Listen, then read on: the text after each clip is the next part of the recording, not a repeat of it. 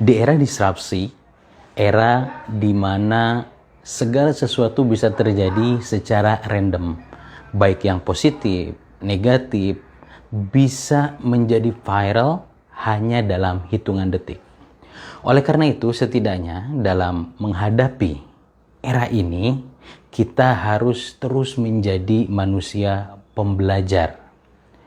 Alvin Toffler mengemukakan bahwasanya buta huruf di abad ke-21 bukanlah mereka yang tidak bisa membaca dan menulis, melainkan mereka yang tidak mampu untuk belajar hal-hal baru yang penting untuk dikuasai. Maka dari itu, untuk bisa menjadi sosok manusia pembelajar, kita harus memiliki 5 sifat yang akan menjadi karakter dalam diri kita. Lantas, apa saja 5 sifat ini? Yuk, simak videonya. Pertama, rasa ingin tahu. Inilah sifat yang menjadikan seorang pembelajar rajin dan memiliki kemauan yang kuat. Banyak riset mengemukakan bahwasanya seorang anak menjadi pandai bukan hanya karena diajari saja, melainkan karena mereka mempunyai semangat dan keinginan yang sangat tinggi. Meski mereka berstatus mahasiswa, dosen, bila mana tidak ada rasa ingin tahu, mereka senyatanya bukan pembelajar. Kedua, berbagi ilmu. Disinilah kita akan menemukan keunikan dari ilmu. Ketika kita membagikan ilmu ini tidak akan pernah habis, bahkan ia akan terus bertambah. Profesor Andi Hakim Nasution mengemukakan bahwa ketika kita bertukar satu apel dengan orang lain, maka kita akan mendapatkan satu apel dan tidak akan bertambah. Namun, ketika kita bertukar ilmu pengetahuan, kita bukan hanya mendapatkan satu, melainkan akan mendapatkan lebih banyak lagi. Disitulah keunikan berbagi ilmu pengetahuan.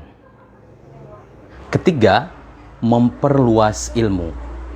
Menurut Maxine Adalton, seorang ilmuwan peneliti di Center for Creative Leadership, bahwa cara memperluas ilmu bisa dilakukan dengan 2 hal. Pertama, dengan mencabut garis horizon pengetahuan kita. Artinya, kita tidak bisa menafikan ilmu pengetahuan lainnya yang bisa menunjang spesifikasi ilmu yang sedang kita tekuni. Yang kedua, dengan cara keluar dan melepaskan diri dari zona kenyamanan. Yang keempat, berkontribusi bagi kemajuan ilmu dan kemanusiaan. Dalam Islam, ilmu bukan hanya sekedar untuk ilmu, melainkan untuk kemaslahatan manusia, sebagai wujud pengabdian diri kepada Allah Subhanahu wa Ta'ala.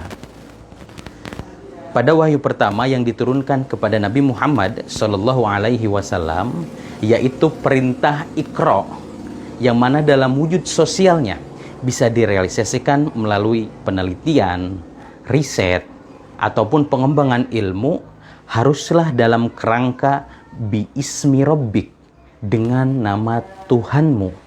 Artinya, ketika kita melakukan itu semua, harus untuk kebaikan dan kemaslahatan umat manusia. Kelima, rendah hati.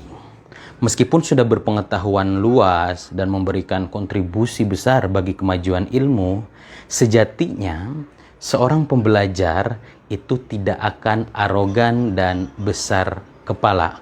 Mereka akan tetap rendah hati. Ibarat filosofi Fadi, semakin berisi, semakin merunduk. Maka dari itu teman-teman, saatnya kita sekarang memulai untuk menjadi seorang pembelajar dalam kehidupan kita semuanya. Salam inspiratif untuk sahabat teladan.